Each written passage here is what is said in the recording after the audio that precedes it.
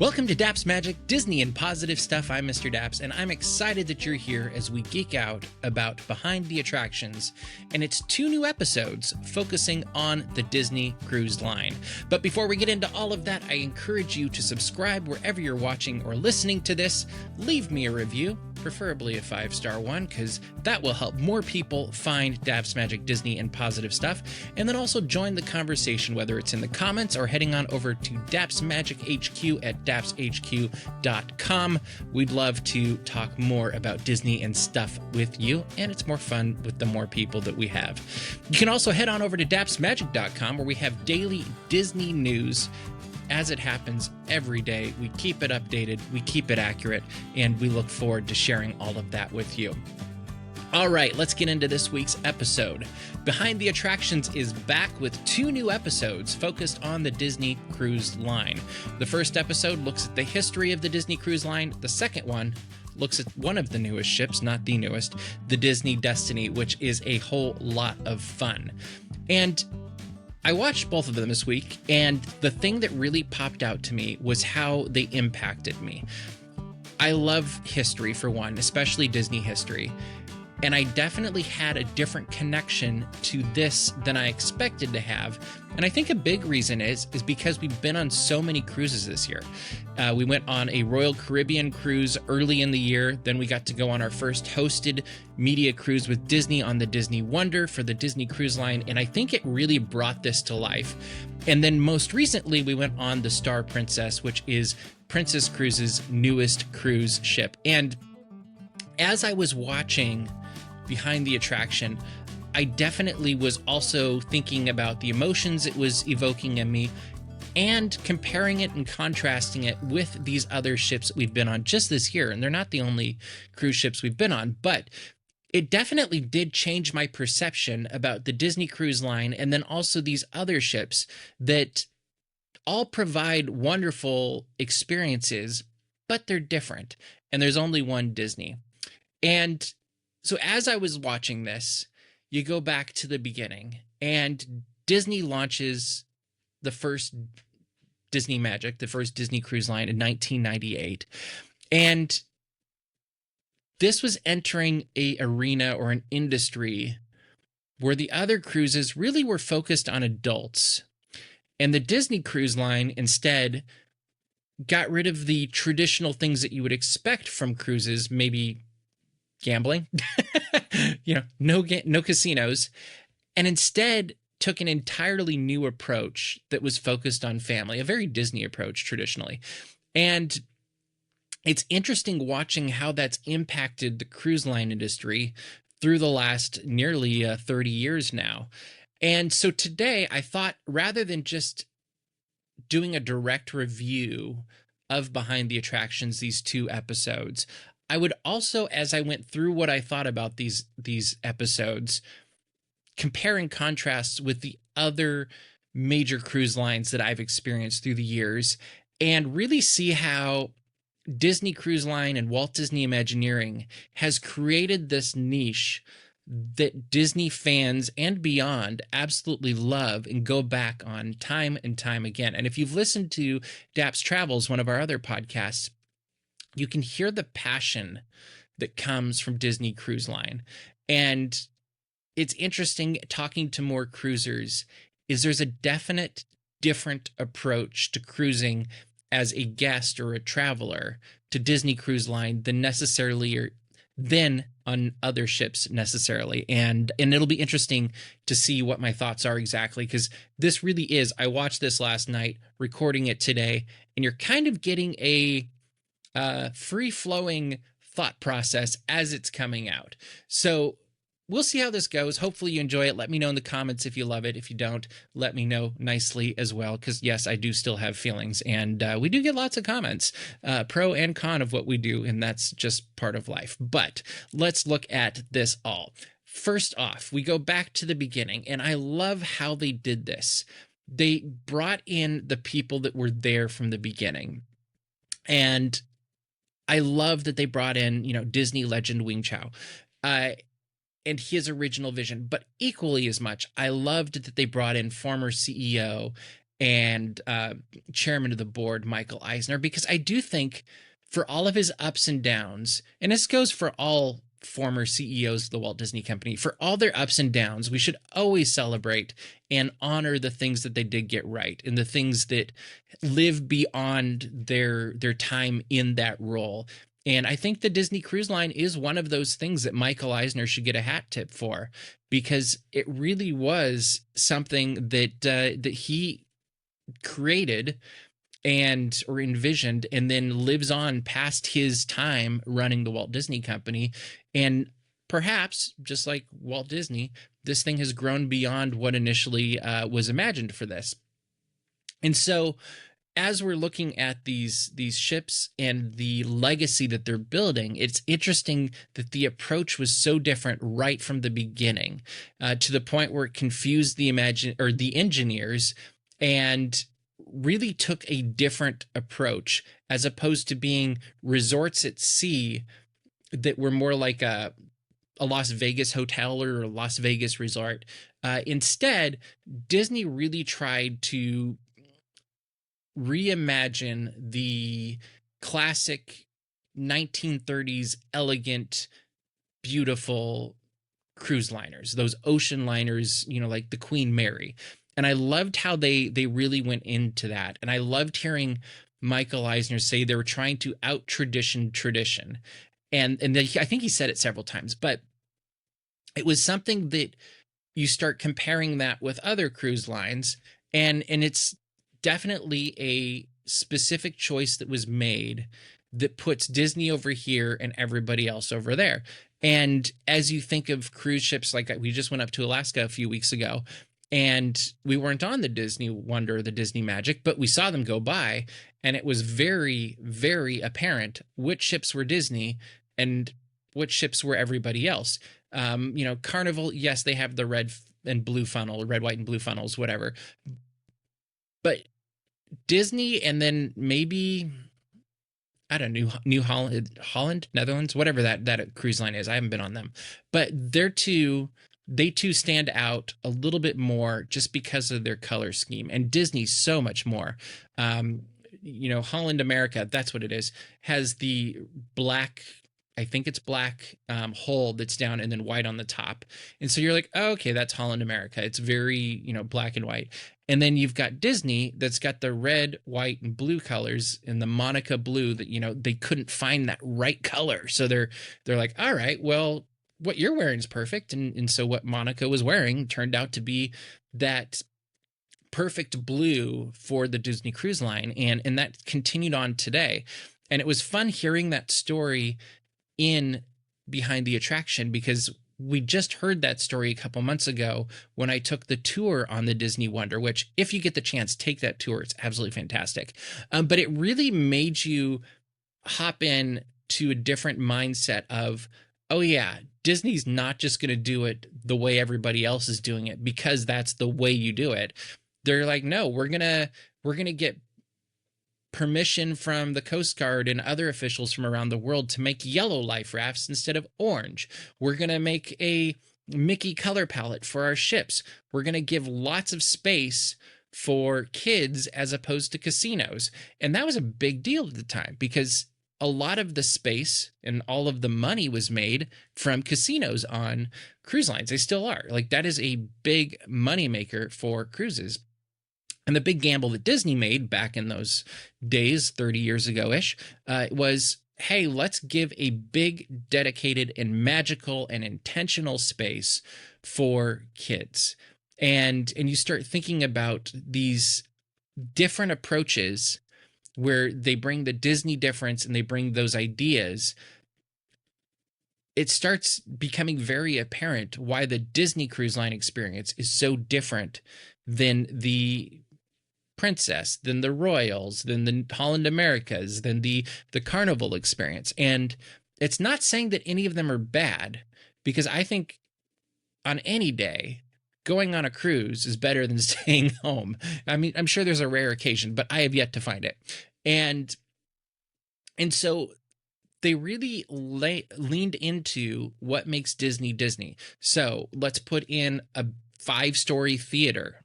hadn't really been done before.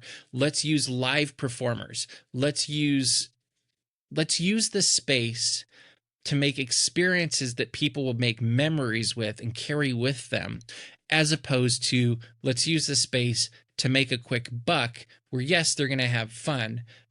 But you know what? This is just part of the cruise line experience. They're going to hang out in this casino. They're going to spend a lot of money. Maybe they'll walk away with some. Maybe they won't. But this is just the way we do business. And it really is a difference if you've been on, any cruise ship versus Disney. Is that vibe is different when you walk into a casino versus when you walk into another cruise ship or a Disney cruise ship, and maybe it's the French Quarter or something, French Quarter Lounge, or all these different options that are on a Disney cruise line. And that wasn't just the only things they changed. It wasn't just about changing the space. It was changing about the way you cruised. And I thought that was really interesting too, because they took an entirely different approach to how you would experience the things that are offered on the cruise. They invented rotational dining, and I loved the circle, I guess you could say, of who invented rotational dining. And yes, they do eventually reveal who came up with that idea for Disney Cruise Line. But in most cruises, if you've been on other cruise lines, you basically go to the same dining room every night, unless you're going to an upcharged meal or it's included in your meal package. But you go to the same place, you go to the same table. Yes, you usually have the same servers, but you're going to have a similar experience every night of your cruise, whether it's 3 nights, whether it's a week, whether it's 14 days, whatever it is. You go to that table, that's you. Disney, very different. And I've heard about rotational dining for quite some time, but until you experience it, you don't realize the value of this. So when we go on, let's say Star Princess just a few weeks ago, we didn't go to our main dining room location once. We had part of one of the dining packages, so we could go to Catch by Rudy. We could go to Crown Grill. We could go to these different restaurants on the ship and eat in different places and have different menus and get different experiences. We did have different servers literally every night, every meal. There was no consistency whatsoever. Disney Cruise Line, you have rotational dining, which means night 1, you're in one restaurant. Night 2, you're in another restaurant. And night 3, you're in a completely different restaurant, and each restaurant is different. So, one might be a fancier dining, one might be a little bit more story based, one might be more technology based. And what that does is create a completely different feel and experience for each mealtime at the end of the day. And I was really impressed with this. Like, I kind of was like, okay, that's fine. You just go to a different restaurant each night. What also happens is your servers follow you. They get to know what you want. Our server knew that as soon as we're done with dinner, before dessert showed up, I like a cup of coffee. And I said that the first night. Every other night, he made sure that happened for me. And Katie likes her Diet Coke. So she sat down, Diet Coke is right there.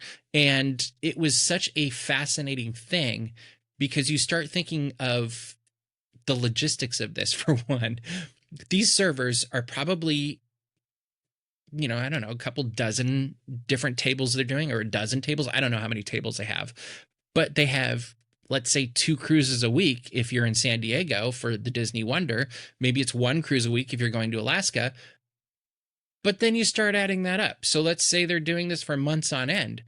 That's a lot of people that you each week have to reset, or each cruise, if it's 2 times a week, to reset and be like, oh, Mr. Daps likes this. Oh, Katie likes that. Oh, George likes this. Susan likes that. And that just really impressed me as you started thinking about the logistics of this, and then adding that Disney magic to the experiences, whether it was that phantasmic moment in Animator's palette, or all of the fun jazz in Tiana's place. Like, it was so fun. And that wasn't exactly what I was expecting. Like, I kind of was like, oh yeah, this will be great, whatever. But rather than it just being a meal, that you enjoyed and the experience was what happened at the table, it was a meal that you enjoyed. And yes, there is the magic and the experience of whatever's happening at the table with the people you came with. But even more so, that's combined with the experience of Disney that's happening around the table. Whether it's artwork coming to life in animator's palette, whether it's Princess Tiana showing up and welcoming you to her restaurant, there's so many different things happening that make it really kind of like a Disney park at sea, especially in these theater or in these restaurants. And then you take it to the next level, and especially with Tiana's place, it doesn't just become an experience that you watch. It's an experience that you become really a part of, whether it's kind of like living theater. I'm thinking of The Man Who Knew Too Little a bit with I'm totally spacing his name right now. But anyway, The Man Who Knew Too Little, where he's doing the theater of life, and Bill Murray.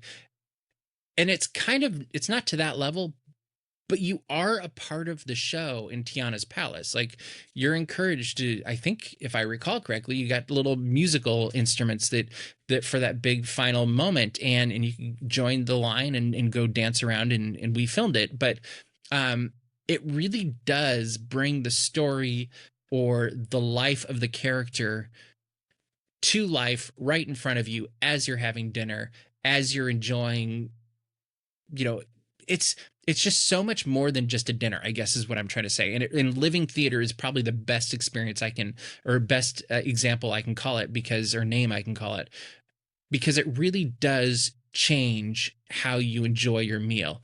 And then you take it even further, and there's not just fancy meals that are full of Disney magic. You have the shows that are incredible. You have the deck parties that are a blast. You have fireworks at sea with fireworks. Well, whatever the components that make the fireworks are turning into fish food after they explode over the ocean. And that was something I didn't realize the strength of either until you experience it face to face.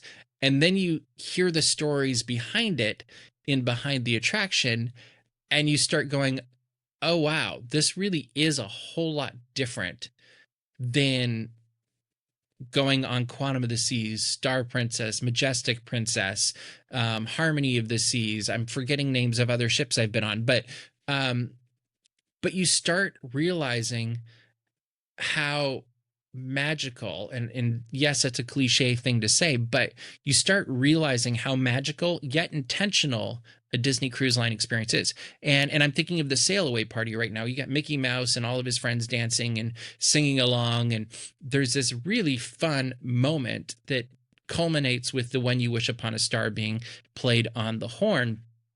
And I thought it was really interesting I don't remember this happening before when we went on Majestic Princess, but on Star Princess, I'm going to call it new just because I don't remember it. The new sail away party now includes the Star Princess playing the Love Boat theme as a culmination of their sail away party. And there's dancing and there's music. There's obviously no characters. It's fun. Like it's okay. But I think that emotional tag is hearing the Love Boat theme played on the Star Princess's horn. And I had to wonder when it happened. I was like, I wonder if they've learned something from Disney, where, Disney has When You Wish Upon a Star, and Princess does have that Love Boat connection. And I thought that was a really smart thing for them to do. And as we were watching behind the attraction, I couldn't help but start comparing these two and thinking like, yeah, the Love Boat theme, that's fun. Like, it makes me smile. But When You Wish Upon a Star hit somewhere here. Seeing Mickey Mouse and Minnie Mouse and Goofy and Donald and Daisy, all these characters dancing and singing, well, not singing, but dancing and playing with the people down around the pool. And that's something different. And that connects at a deeper emotional level than the other cruises do.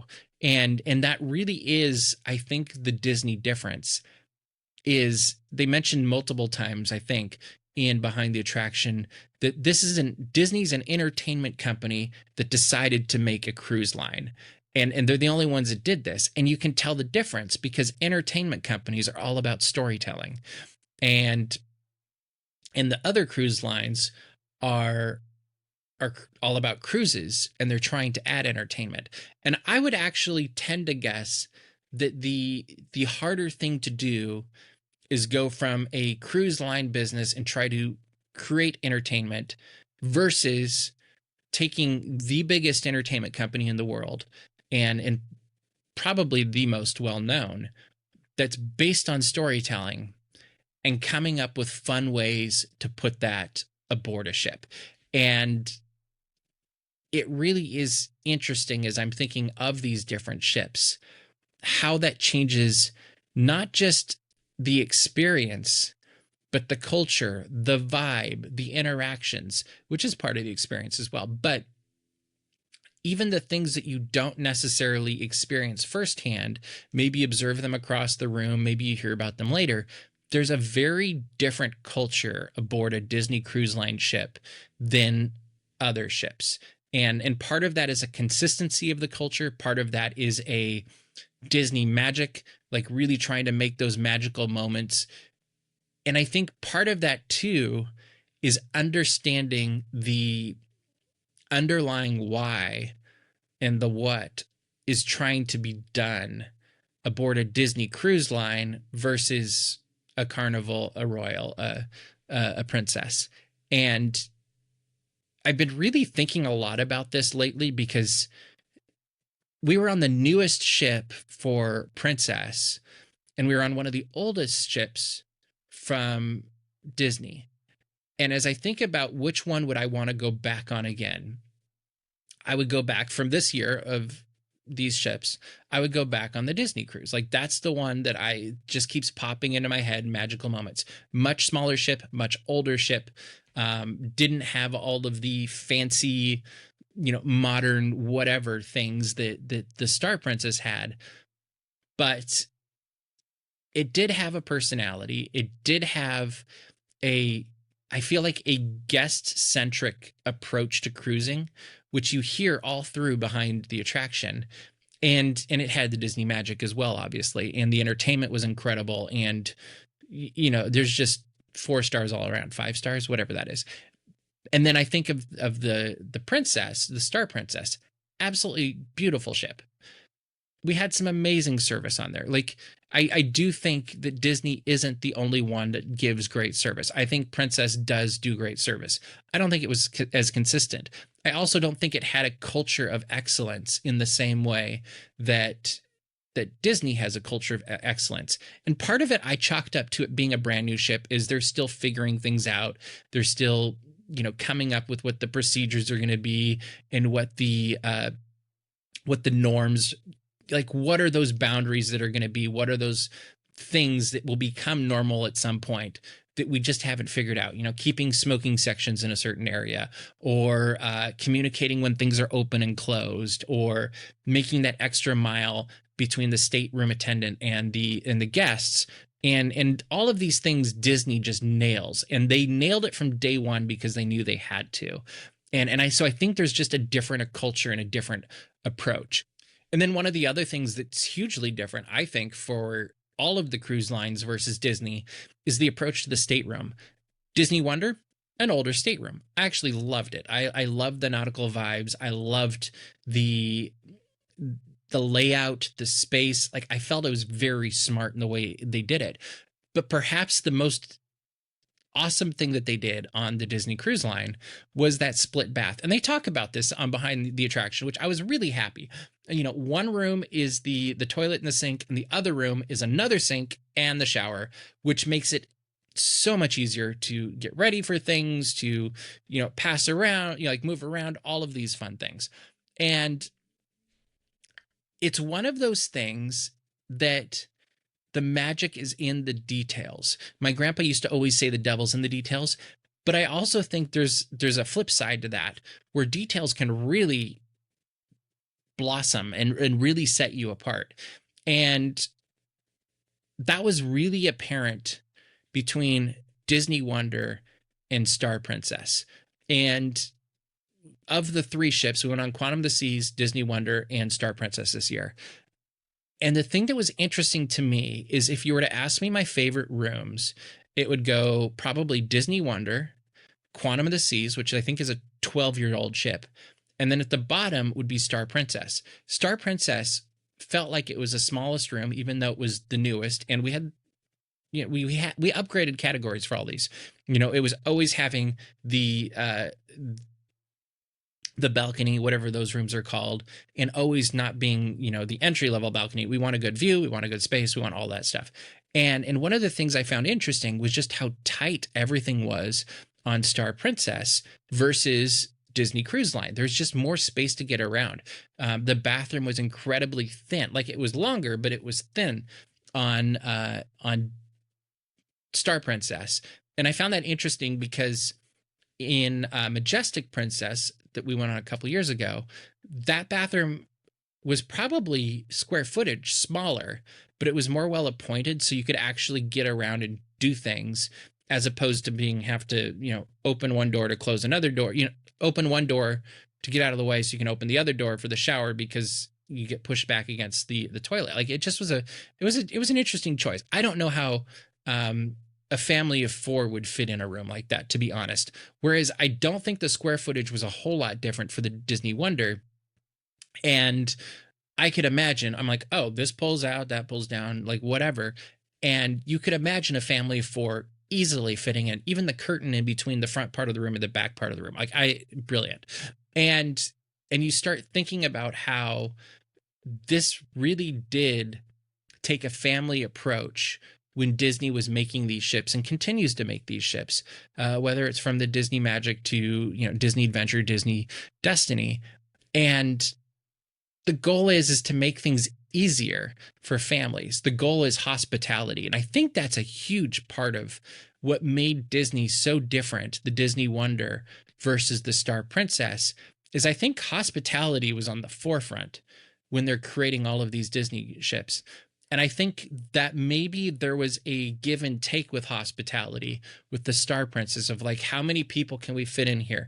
How many restaurants can we cram around here? How can we create more spaces for having both casino that smokes and then also the people that don't want casino with smoke? And it was just an interesting thing. And there was a lot of it seemed like give and take on different things that you normally wouldn't see on other cruise ships. And there's the old adage that when you try to please everyone, you please no one. And part of me wondered if that's the curse of the Star Princess. It's a beautiful ship. It's got great amenities. Like, I don't want to come across as too critical of it because I had a blast. It took me where I wanted to go. I loved Alaska, and I thought overall I enjoyed it a lot. But I also recognized I would much rather go on the Majestic Princess, which is a much older ship, again, than the Star Princess, just because Majestic Princess felt way more hospitable and Star Princess felt like kind of a money grab. And it'll be interesting to see how this ship is viewed and rated in the future and what goes on with it. But I didn't have a moment aboard Disney Cruise Line where I question like, oh, is this a money grab?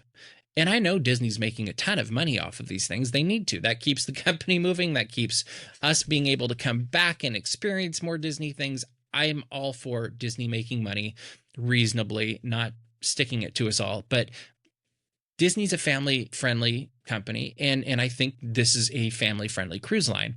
And you start thinking about how they focused on hospitality for the whole family. And I'm sure the Star Princess had a place for kids.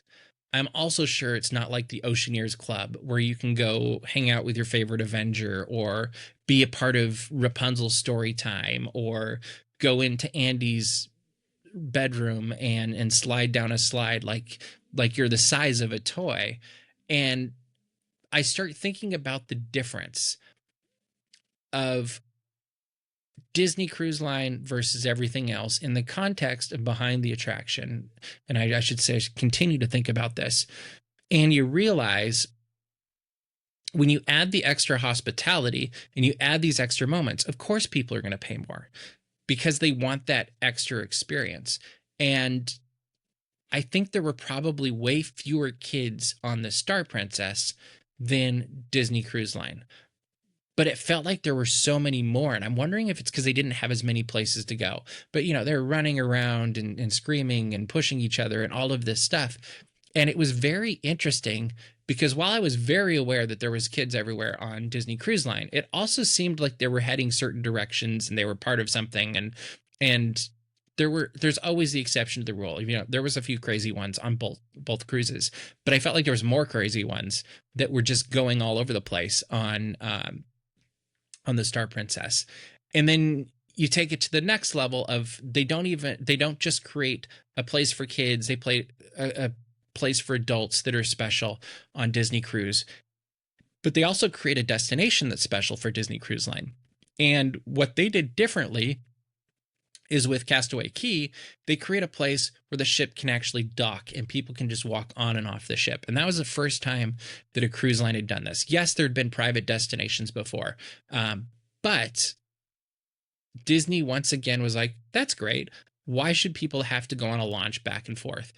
And I loved hearing about how they create their private destinations, how they try to really connect and be a part of the local culture as opposed to just coming in and being like, here's Disney. And they really do try to bring the magic of the location and couple it with the Disney magic. And I thought that was really interesting to see how they did that. And also to see how it changed the society around it. Because I think there's probably some awareness when we go these places that, yes, this cruise came here. It's having an impact one way or another on the community around it. But when you see the positive impact that, the cruise line brings to Disney Cruise Line brings to the Bahamas and giving people something to come back to work for, to be excited about, to be proud of, that's really, I think, something that should be applauded. And I think Disney kind of took the lead on doing it this way. And we're seeing other cruise lines now do the same. And I love that that was a focal point in Behind the Attraction. And then you move forward, and that was basically everything I covered, just looking at the first episode of Behind the Attraction. Second episode really focuses on Disney Destiny. And this is the heroes and villains themed ship that just launched last year. And it was really interesting to see how the storytelling has evolved from Disney Magic to Disney Destiny. And now you could also say Disney Adventure. And it was really I think the beginning is an exploration of how can we take Disney culture and storytelling and put it on a ship at sea. And now, 7-ish ships later, they're making more ships that we know how to make the platform now. Now, how can we add even more Disney magic into the little corners and the nooks and the decks everywhere, whether it's attractions, whether it's slides, whether it's show moments, whether it's secret doors that you get pulled through for a moment, or hanging out with Cruella. They really know how to optimize every space on a cruise ship now. And I think that was kind of my takeaway from the Disney Destiny episode, was seeing how they can now take this template they started with, that they built themselves, and they've learned from that, and they continue to analyze and adjust. And then they're like, you know what, we could do this too. Let's bring in this collaborator. Let's bring in this expert as well. I think they brought in Ruth Carter from the Black Panther movies, or Marvel movies, specifically Black Panther, and had her as a costume designer bring her knowledge from working on the movies and research and all of that she just dug into so deeply to help them create a space like the Grand Hall on the Disney Destiny.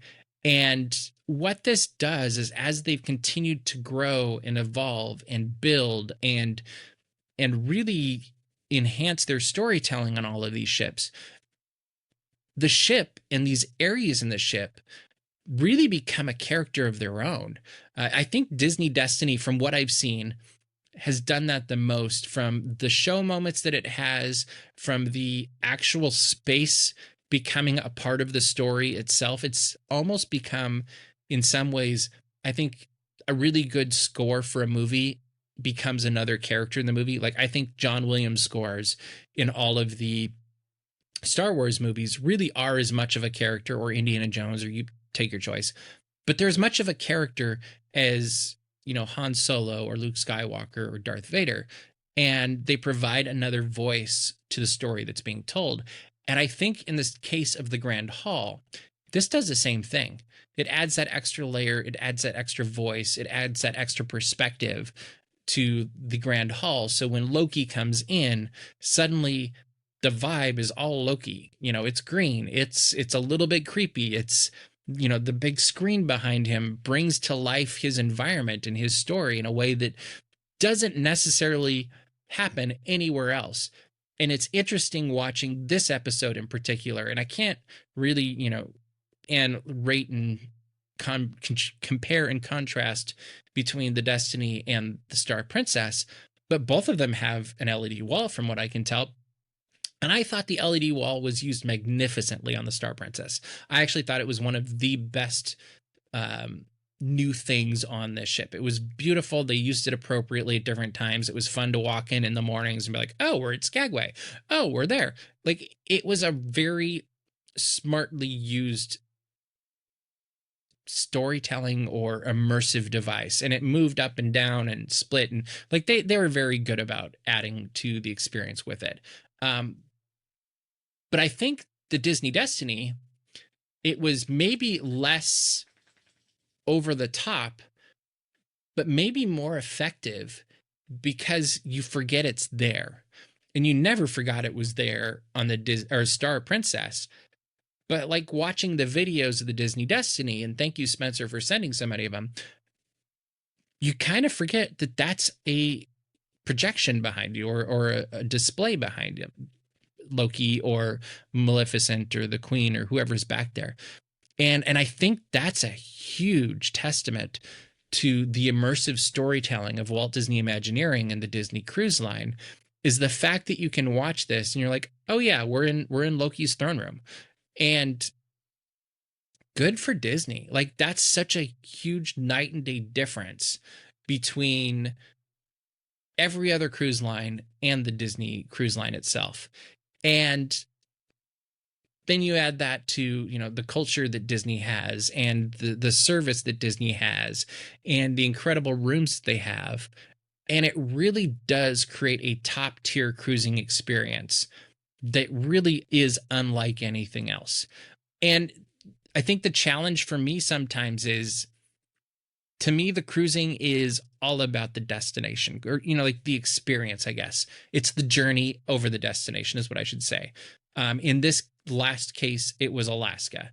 So Star Princess was one of many ships going to Alaska.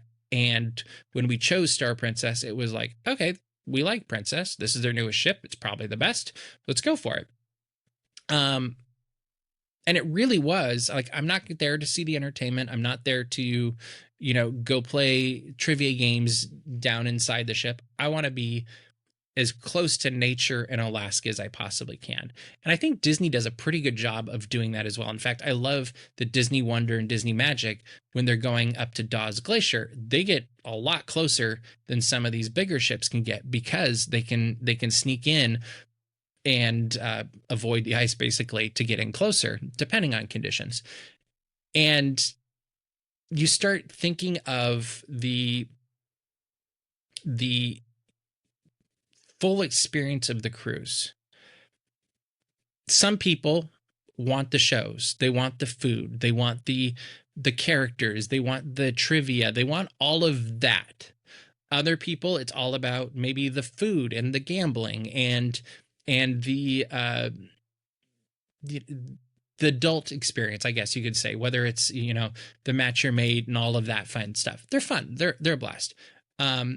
but there's different approaches for cruises for different people. And for me, it really is getting to see that you're on a ship. It's the nautical experience. It's, getting those beautiful pictures of whatever the vista is as you're going by.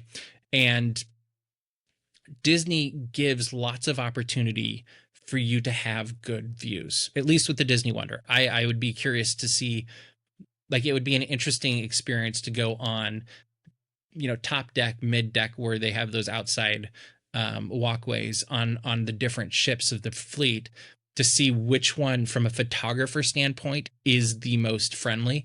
But Disney Wonder was incredibly friendly from a photographer standpoint. Like, I had so much fun, whether it was Catalina, Ensenada, San Diego. Like, there's so many great places to go around the ship and get good pictures as you're sailing away, as you're going by, all of that stuff.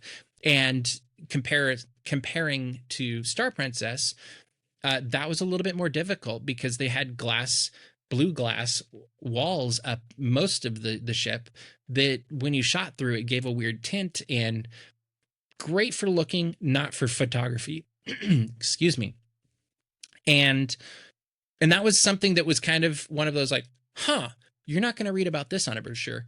And there were places you could get really beautiful pictures from on the Star Princess, but they weren't as prevalent as what we experience on the Disney Wonder. And then before that, Quantum of the Seas also is very easy to take pictures of as well. And so as I'm thinking back about all of these cruises, and then I combine it, which really is what set all of this off, with Behind the Attractions, I love the foundation of each of these. I think in all of these different cruise offerings, there's an experience to be had, there's an adventure to be had, there's fun to be had. And as I said at the beginning of the show, any cruise is better than no cruise. But you look at how humble, really, but you look at the foundation of the Disney Cruise Line and where it started with a dream of a cruise line from a guy that doesn't like to go out in the ocean, and how it's grown through the years, and how it stayed true to itself through all the years, and how it continues to offer that premium Disney experience. Like, I don't know, other than Tokyo Disney, I think Tokyo Disney and Disney Cruise Line really give the most Disney experience you're going to have anywhere in the globe. And I do need to still go to Shanghai and to Hong Kong, but having been to many other places and experienced lots of Disney experiences through the years, they really do stand out in ways that you just love. Like, it's amazing. And I love that there was this connection to Walt Disney also in Behind the Attraction, of Walt liked to cruise when he had time off. Like, that was his getaway. He knew he could fly, but he loved to cruise. And I love that there was that connection. I don't know if that was an initial thought for the Disney Cruise Line, but I love that that's the thought now, is like, we can connect this story to Walt's story. And I love that they're doing that, whether it's on Main Street with Walt Disney Magical Life, whether it's Carousel of Progress next year. I love the connection to Walt Disney in that grounding factor that it has in the Disney experience. And while that's a connection to the past that's really foundational, they're not resting on their laurels and saying, oh, let's just create the Walt experience from 50, 60 years ago, 70 years. Like, they're not being stuck in the past. They're using that foundation as a springboard into the future, whether that's new, audio animatronics that walk around and give warm hugs, or turn into skeletons, or there's so many exciting things happening from the Walt Disney Company, whether it's Disney Cruise Line, the parks, you name it, movies, Gato coming out from Pixar next year. There's so many exciting things. And I love it because while there's a definite respect and love for Walt Disney, perhaps more than I've seen from a company-wide standpoint in my 22 years of covering, while that's there, it's not being used as a what would Walt do. It's being used as a, this is what Walt did. That's the example. let's go do something else that's innovative, that's imaginative, that's breaking the mold, that's not what everybody else is doing. And I hope we see that. And I hope we see them continue to take risks, because Walt took lots of risks. The Disney Cruise Line, you see from behind the attraction, huge risk. I like when Disney takes risks. I like when they don't always work. I think it shows that they're willing to take risks that aren't 100%. This is a, we did a focus group and we know it's going to work. I think there's something really admirable to be said for the company that takes a risk because they believe in something and they're like, hey, you know what? This one might not work out. It may work out, but it might lead to the next thing that's even better. And I think that's something that's exciting. And you look at the story of the Disney Cruise Line, and I think that's something that you hear come through it, is each ship led to something better in the next ship. And I don't think any of the ships have ever been a complete or any sort of a downer. Like, I think everybody has loved each ship, but I do think the lessons that were learned along the way really were fun to watch, going from Disney Magic to Disney Destiny in the confines of this series. And I really, like, my only complaint with Behind the Attraction, 1, more Tim O'Day, love that. 2, I want more episodes. Like, I would love to see more in depth about each of the classes of the ship. I think it'd be fun as they come up with whatever's next, showing that. I hope we get more Behind the Attraction because I really do enjoy them. I also hope we get more Imagineering story, because that would be wonderful as well. But I love that they're giving us all of these looks and these really positive approaches to the storytelling and the magic that comes from Disney, whether it's, we call it Imagineering, Behind the Attraction, Imagineering story, you name it. There's a lot coming out right now, and I'm thankful for that. I hope you are as well. But I do have to wonder, as we're wrapping this up, is, for me, and I'm going to challenge you too, is you start thinking of the origins of Disney Cruise Line, and it really came down to, what if we did a cruise line that broke the rules and focused on family as opposed to just doing what everybody else? And so then I start to wonder, I'm like, what in my life could I change and reinvent with a little bit more creativity that maybe breaks the mold to make something better? Because that's really what it came down to, is how can we make something better? And so I would encourage everybody this week, like, think about, whether it's Daps Magic, whether it's your own personal life, your work, whatever it is, what is that thing that you could reinvent and do a little bit better? And let me know in the comments if you have something. Let me know if it's for something that we could do, if it's for something you can do, all the above. It'd be a whole lot of fun. But I think that's about the time we have for you this week. I've been having a blast geeking out about this with you. I hope it wasn't too all over the place for everybody, but it really was kind of the thoughts that came into my head after watching Behind the Attraction. And in short, if you made it this far, I just loved it. Like, I think there's so much fun, and I'd love to know what you think about Behind the Attraction as well, specifically these 2 episodes, but the full thing as well. So you can do that in the comments. Let me know. You can go on over to Daps HQ or Daps Magic HQ at dapshq.com, and I would love to hear your thoughts, your ideas, your cruise memories, whatever it is. Let us know over there. And then also make sure to head on over to dapsmagic.com so you don't miss any of our daily Disney and positive stuff. But that is all the time I have for you this week. Thank you so much for tuning in. Make it a great week, everybody. Keep kind. We'll see you in the parks.